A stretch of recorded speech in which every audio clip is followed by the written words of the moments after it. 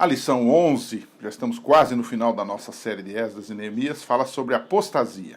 A apostasia do povo. Como todos sabemos, apostasia quer dizer distanciamento de Deus e das coisas de Deus. Eis que Neemias, depois de já estar em Jerusalém há algum tempo, precisou voltar à Babilônia, por compromissos dele, e lá ele permaneceu durante um período, não sabemos exatamente quanto tempo aqui. E nesse tempo, o povo foi liderado por Eliasibe, que era o sumo sacerdote, e misturou-se com ele um sujeito chamado Tobias. E o que aconteceu foi que nesse período, sob a anuência e a permissão desses dois e de outros mais, o povo apostatou. E o que o povo fez de errado? Algumas coisas que o distanciaram de Deus. A primeira delas foi casamento com idólatras, com gente que não era da mesma fé, da mesma religião, mas pior do que isto, gente que não somente professava adoração a deuses estranhos, mas trouxe isto para dentro do culto do povo de Deus, do povo de Israel. Né? A família, por exemplo, desse Tobias, que era um amonita, ela tinha uma relação de parentesco, segundo se crê, com Eliasibe, né? Um outro sujeito chamado Sambalate, que era Oronita, né? Ele era também um pagão, né? Que era um adversário de Neemias, nós o encontramos várias vezes dentro do livro de Neemias, ele fazendo oposição a Neemias. Dizem que ele tinha, não é, uma filha casada com o neto de Eliasibe. Enfim, houve uma mistura ali de gente de religião diferente. Não, Deus nunca proibiu o casamento com estrangeiros simplesmente por uma questão nacionalista ou de xenofobia, como podemos dizer. Não, Deus proíbe isto porque essas nações, quando se casavam, gente dessas nações que casavam com Israel, sempre traziam com eles os seus deuses e as suas práticas erradas. Acabe com Jezabel, por exemplo, e outras mais. No entanto, há gente que se casou e que era estrangeiro, se casou com israelita e aceitou o Deus de Israel e viveu uma vida de adoração ao Deus verdadeiro. Então não é necessariamente por ser estrangeiro, mas é por ser idólatra. Era isso que Deus detestava. Segunda coisa que ocorreu ali, segundo pecado do povo, além dos casamentos mistos, da mistura, que os levou ao paganismo, ao fazer uma aliança com o paganismo, era infidelidade nos dízimos e ofertas. E por esta razão, os cantores do templo, os porteiros do templo e outros servos do templo, eles tiveram que voltar a trabalhar nos campos. Em outras palavras, voltar para a roça, porque o que se dava de mantimento no templo não era suficiente para alimentar a eles e suas respectivas famílias. Então a obra de Deus não estava sendo sustentável porque o povo estava sendo infiel na parte que é pedida por Deus. A terceira transgressão que figurava como apostasia era a transgressão do sábado. Eles começaram a comprar e vender livremente no sábado em Jerusalém, dentro das portas de Jerusalém. Enfim, esse era um problema muito sério. Eles haviam esquecido que por causa disto é que eles tinham sido levados cativos anos antes, os pais deles, por exemplo, né? Então, nós vamos para um segundo bloco. O primeiro bloco são os itens da apostasia. O segundo bloco vai tratar exatamente do remédio, que foi um pouco amargo, um pouco duro. Providências contra a apostasia. Eis que Neemias voltou. E quando ele voltou, ele certamente teve algumas informações sobre a situação, sobre os itens da apostasia do povo, que ele resolveu tomar algumas medidas drásticas, algumas providências drásticas. A primeira reforma de Neemias foi começar expulsando Tobias, que era um estrangeiro, e que morava lá dentro do templo, morava dentro das câmaras, de uma das câmaras onde se guardavam os mantimentos, o que nós chamamos de Casa do Tesouro. Casa do Tesouro eram as várias salas, digamos assim, do templo, onde o pessoal que trazia os seus dízimos colocava ali para mantimento do ministério. Então, ele foi lá e expulsou esse Tobias de lá. Quer dizer, nós não temos nada a ver com você e com os seus pagãos idólatras por aí, né? E ele cumpriu também aquilo que em Deuteronômio, capítulo 23, verso 3, a Bíblia diz que nenhum amonita, né, e o Tobias era um amonita, deveria entrar no templo, nem deveria entrar lá dentro. Imagine morar lá. Eles estavam cometendo um sacrilégio, de fato, né? Ele não apoiava com isto, essa atitude de expulsar, é que ele não apoiava nenhum tipo de paganismo, nem de idolatria dentro do templo, né? E entre os sacerdotes ou chefes, quem quer que recusasse cortar sua relação com idólatras, era imediatamente separado do serviço do Senhor. Ou seja, ele foi muito firme com aquele pessoal e os expulsou do serviço do templo, mostrando de que lado ele estava. Ele tomou uma posição drástica. Muitas vezes, para servir a Deus, nós precisamos tomar soluções radicais na nossa vida, para que não haja nenhuma ligação entre o bem e o mal na nossa vida.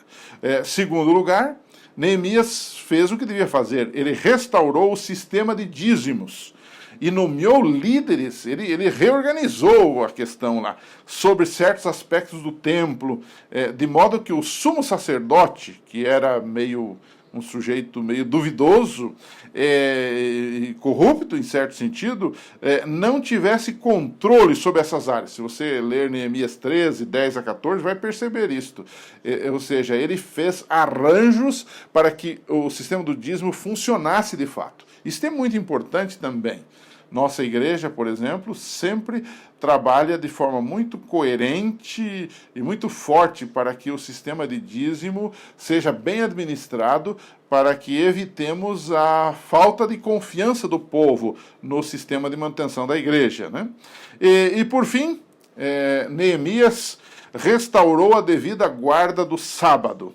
Ele fechou os portões da cidade no sábado, proibindo as transações comerciais dentro da cidade, e aqueles que ainda estavam comprando e vendendo fora dos muros de Jerusalém, ele os ameaçou, ele foi firme, porque aquele povo só entendia esse linguajar, né? Um linguajar duro que ele precisava ter, né?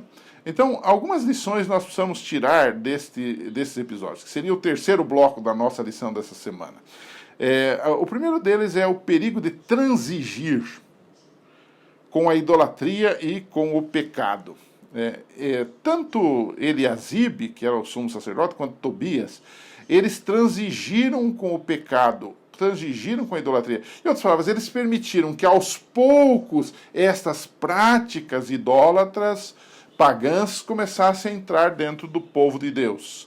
E esse pode ser um problema hoje também. Pequenos costumes, pequenas concessões que nós fazemos na nossa vida, na nossa família, no nosso casamento, podem comprometer toda a nossa estrutura de fé e de dedicação e de religião a Deus. Uma segunda lição é a importância do dízimo para o desenvolvimento da obra de Deus, né? O dízimo foi prescrito por Deus para o sustento da sua casa, da sua obra. No nosso caso, da pregação do evangelho em todo o mundo, né? A Bíblia diz: Deus ama aquele que dá com alegria. Nós, na verdade, estamos dando a Deus aquilo que já é de Deus. Ele nos dá 100% e pede 10%, pede a nossa oferta de acordo com a nossa prosperidade. Então, nós temos que pensar um pouquinho sobre a importância disso. Modernamente, há muita gente que às vezes tem algumas teorias muito pessoais, do tipo: eu vou mandar meu dízimo para onde eu quiser, eu vou aplicar onde eu quiser, mas isso é uma forma moderna de egoísmo, porque, na verdade, nós temos que pensar que o dízimo e que a oferta devem ser exclusivamente para a obra de Deus, e para a obra de Deus que hoje está organizada, como no tempo de Neemias estava organizada, e ele ainda reforçou essa organização para que a obra de fato pudesse ser feita, o trabalho do serviço, do templo de adoração a Deus pudesse ser feito. Hoje é a mesma coisa, não podemos, digamos, esquecer disso. E um terceiro tópico que a nossa lição aborda é a importância da observância correta do sábado. Naquela época, eles erraram comprando e vendendo e fazendo uma opção de coisas no sábado. Hoje nós temos várias tentações também que nos levam muitas vezes a transgredir o sábado. Na era digital, na era da internet, por exemplo, é muito fácil a gente desviar-se do espírito do sábado quando estamos navegando na internet.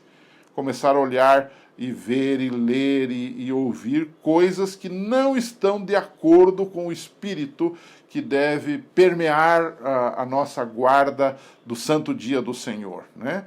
Por exemplo, se eu entro na minha conta bancária no sábado, vou observar o que está acontecendo com ela, é uma forma de transgressão, porque eu estou me deixando de lado o que é sagrado e me envolvendo com aquilo que é secular. Né? Se eu vejo filmes, determinadas coisas que não são, digamos, da minha fé ou que vão alimentar a minha vida espiritual, eu estarei, logicamente, transgredindo o sábado. Então temos que tomar cuidado com essas coisas. E hoje isso está muito perigoso, muito escorregadio, e é muito fácil você passar por lado de lá e não perceber. Então a história de Neemias sendo firme na questão do sábado é bastante relevante, importante e significativa para nós. E aí eu terminaria com uma parte que eu passei por cima lá na hora que discutimos essa parte. A pergunta é, será que Neemias não foi muito duro e inflexível? A Bíblia dá a ideia de que ele foi muito duro, por exemplo, com as pessoas que haviam se casado com gente que era pagã, e ele mandou esses maridos levar essas mulheres de volta para a casa delas. Ele até arrancou o cabelo de alguns desses que eram resistentes. Claro que esse é um contexto muito localizado daquela época, um povo difícil, que tinha sido escravo, então a maneira de lidar com esse povo é diferente de uma maneira do nosso tempo, onde se fala em democracia, em tanta coisa assim. Então, como é que a gente pode equilibrar as coisas aí? Será que Neemias foi muito duro e inflexível? Eu creio que não, porque era o que ele tinha para fazer naquele momento, não havia outro jeito, né? E aí vem uma pergunta, como é que a igreja hoje pode exercer disciplina com as pessoas que erram, mas ao mesmo tempo fazer isso com amor, e ao mesmo tempo ser coerente com os padrões da verdade? É uma coisa difícil, mas que o Espírito Santo pode nos orientar.